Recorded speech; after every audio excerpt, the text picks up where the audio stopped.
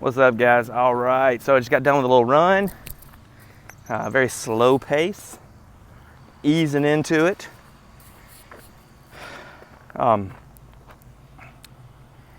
I was thinking about this idea. How do you control like your emotional response to things? Because I tell people that a lot. Like, look, your mind kind of controls your reality, and it's not so much what happens to you, but how you respond to those things happening to you. So, and my point is, like, the same thing can happen to multiple people, but they all respond differently.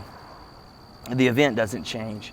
Now, obviously, there's things that are really bad out there, things that are going to upset you. And I'm not talking about living your life like a robot and having zero emotions. I'm talking about just being able to live life without being controlled by your emotions and making better decisions, because you're not making decisions out of this, kind of false mindset, etc., or out of negativity or whatever it is you're thinking. So, and here's how you start. At least this was my approach to it years ago, is I just started with small things. Like, for an example, like, let's say you lose your car keys and you get upset and angry, irritated. Well, just that negative emotion can spiral and kind of like ruin your whole day. And a lot of people, they'll go to work and they're just kind of already in a bad mood. And someone says, well, how's your day going? It sucks, et cetera, et cetera. And they just kind of go into this, tirade or whatever.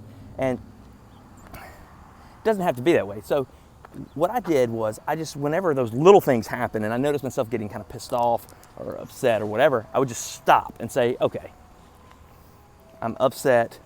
This is an emotional response to something. What exactly happened? And I would try to separate myself from that emotional state and just see, kind of almost like I'm watching it on a movie screen or something, watching the event happen. And I think, okay, do I have to be upset about this? Like, is anger an appropriate response? And is the amount of anger I'm having an appropriate response? Now, I know you think, well, that's kind of crazy. How can you do that? Well, if you start doing it with like little things that really don't matter, trust me, you'll be able to cultivate this superpower. So, lose your car keys, or you get a flat tire. Like, flat tire is pretty bad, right? Because that really can just throw off your whole day. But it doesn't have to.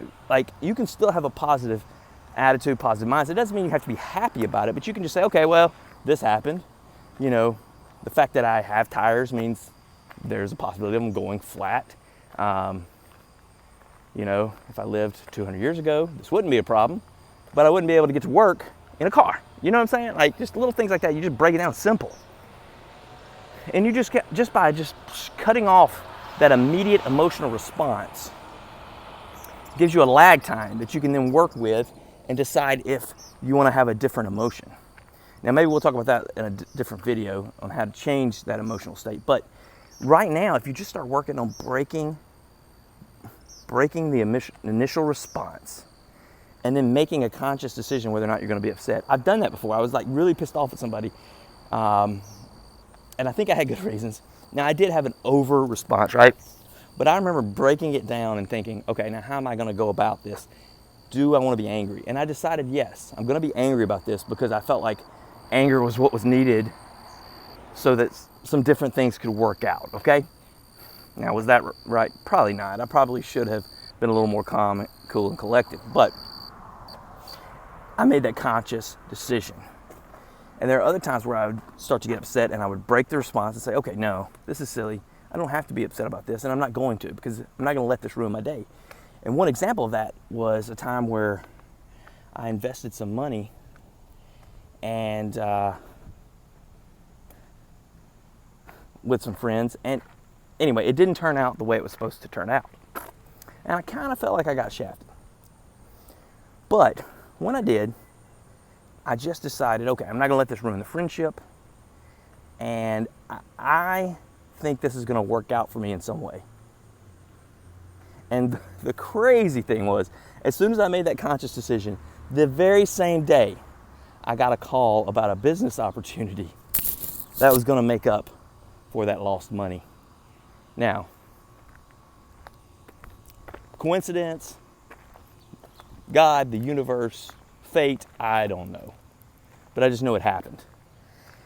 And had I been keeping that anger, irritation inside, I might have missed that opportunity, because you don't know what would have happened. I might have been too upset to take the phone call, or too upset to even think about it, or whatever, you know? Like, there's lots of ways I could have missed out. But instead, I embraced like this forgiveness and just letting it be. And this changed my outlook, and it changed the opportunities, and it changed my future.